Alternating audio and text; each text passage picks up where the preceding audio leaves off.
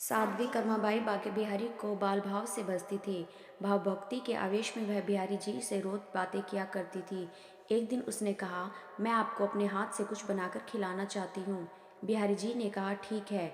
अगले दिन कर्माबाई ने खिचड़ी बनाई और बिहारी जी को भोग लगाया।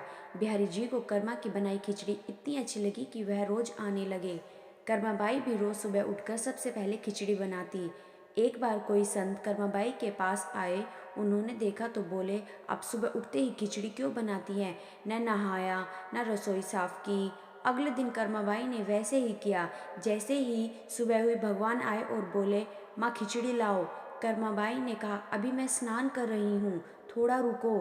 थोड़ी देर बाद भगवान ने आवाज़ लगाई, जल्दी कर माँ, मंदिर के पट खुल जाएंगे, मुझे जाना है।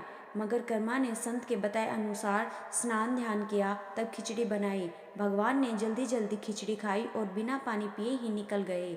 बाहर संत को देखा तो वह समझ गए। पुजारी ने जैसे ही मंदिर के पट खोले तो देखा भगवान के मुख में खिचड़ी लगी थी। वह बोले, प्रभु यह खिचड़ी मुख में कैसे लग गई?